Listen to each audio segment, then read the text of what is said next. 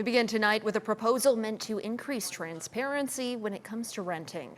Good evening, I'm Steffi Roche. I'm Carlo Cicchetto. Tomorrow, San Diego City Council will take up a proposed ordinance that would cap the amount of fees landlords can charge tenants from parking to trash. It would also eliminate so-called pet rent, the monthly fee many landlords charge for having a dog or cat. News 8's Richard Allen is here with more on what else this ordinance would do and how property owners are responding. Richard? Well, that's right, guys. Now, along with capping those rental fees for things like trash and parking at 5% of monthly rent, this ordinance would also cap late fees at 2% with a 7-day grace period before tenants could be charged. It would also require landlords to disclose all fees up front in rental listings and lease agreements. But critics warn that instead of increasing transparency, this ordinance would do just the opposite.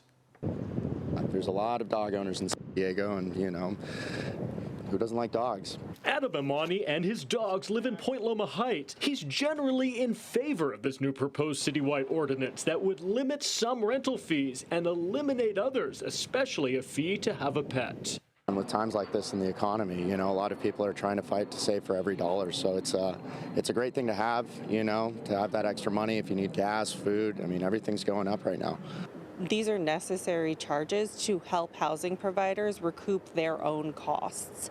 Melanie Woods is with the California Apartment Association, the largest statewide trade group for landlords. She points out that inflation is going up for everyone, including housing providers. With insurance costs and maintenance costs, everything they're facing, the price is going up, and fees are one avenue they use to recoup those costs.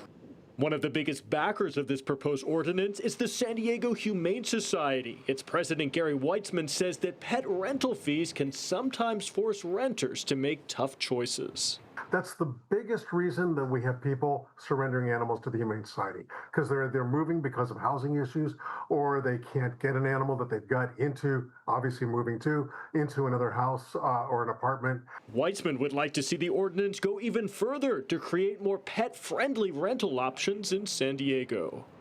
Charging a rent on top of the rents that we already pay to live in that apartment or in that home, it seems like it's really out of line to have to charge that every single month. The deposit makes sense. Charging it every month doesn't.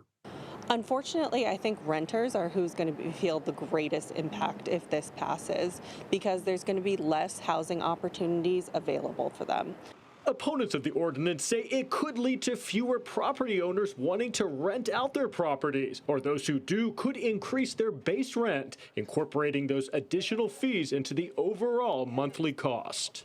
If housing providers cannot charge the fee, they're going to be forced to wrap their costs into base rents. So you're going to see base rents increase across the board, and on top of that, you're going to have less transparency for the fees.